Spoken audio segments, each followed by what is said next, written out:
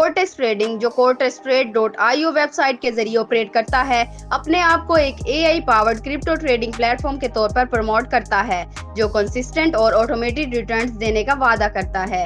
Intelligent الگوریتھمز اور آسان منافع کا وعدہ ان انویسٹرز کو بہت پسند آتا ہے جو پیسیو انکم تلاش کرتے ہیں، مگر گہری جانچ پر یہ پلیٹ فارم ان ریڈ فلیگز کا پیٹرن دکھاتا ہے جو عام طور پر ہائی رسک یا اسکیم آپریٹرز میں دیکھے جاتے ہیں۔ انونیموس اونرشپ سے لے کر میتھمیٹکلی ناممکن ROI تک، کورٹیکس ٹریڈ بہت سے ایسے کنسرنز اٹھاتا ہے جو سختی سے جانچ طلب ہیں۔ سب سے زیادہ پریشان کن بات یہ ہے کہ کورٹیکس ٹریڈنگ اپنی اونرشپ کے حوالے سے بالکل ٹرانسپیرنسی نہیں دیتا۔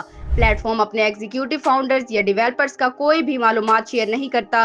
ڈومین 3 جون 2025 کو پرائیویسی گارڈین کے ذریعے پرائیویٹلی رجسٹر کیا گیا، جس سے تمام آئیڈینٹیفائنگ ڈیٹیلز چھپائی گئی ہیں۔ اور بھی زیادہ فکر کی بات یہ ہے کہ کورٹیکس solidinvesting.io کے کانٹیکٹ ڈیٹیلز شیئر کرتا ہے جو پہلے ہی فراڈ کی وجہ سے بلیک لسٹ ہو چکا ہے، جو شیئرڈ آپریٹرز اور ریپیٹ اسکیم بیہیویئر کا اشارہ ہے۔ کورٹیکس کا کمپنسیشن پلان بھی ایک بڑا ریڈ فلیگ ہے۔ پلیٹ فارم ان ریئلسٹک ڈیلی ریٹرنز کا وعدہ کرتا ہے جو 3% تک پہنچتے ہیں، جو کمپاؤنڈ ہو کر سالانہ 4.8 ملین % سے بھی زیادہ بچ جاتا ہے۔ چاہے ان فگرز کو بیک ٹیسٹ بھی کر لیا جائے، یہ ریٹرنز ان تمام لیجیٹمیٹ انویسٹمنٹ وہیکل سے بہت زیادہ ہیں، چاہے وہ ریئل اسٹیٹ ہو، سیونگز اکاؤنٹ ہو اور یا سب سے volatile crypto staking platforms. اس طرح کا ایکسیسو پروفٹ کا وعدہ اکثر بے خبر انویسٹرز کو پونزی سٹائل اسکیم میں پھنسانے کے لیے ہوتا ہے، جہاں پہلے یوزرز کو نئے یوزرز کے ڈپوزٹ سے پے کیا جاتا ہے۔ پلیٹ فارم کی سٹرکچر میں اور گہرائی سے دیکھا جائے تو صاف ظاہر ہوتا ہے کہ cortex trading multi level marketing referral system کا استعمال کرتا ہے۔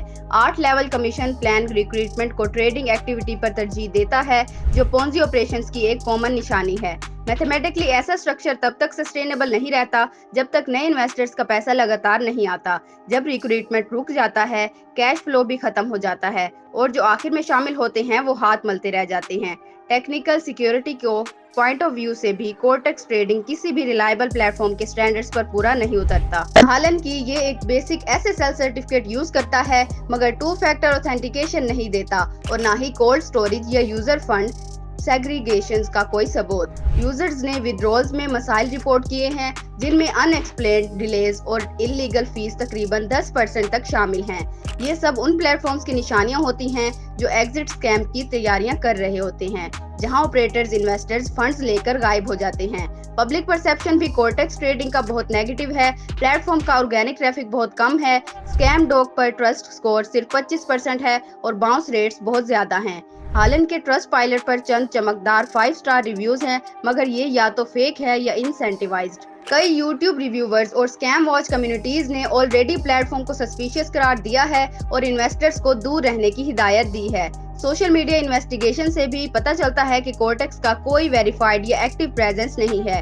جو کچھ اکاؤنٹس اس نام سے لنکڈ ہیں، جیسے @cortextrade official، انسٹاگرام پر ان میں آٹومیٹڈ انگیجمنٹ اور بوٹ بیہیویئر صاف نظر آتا ہے۔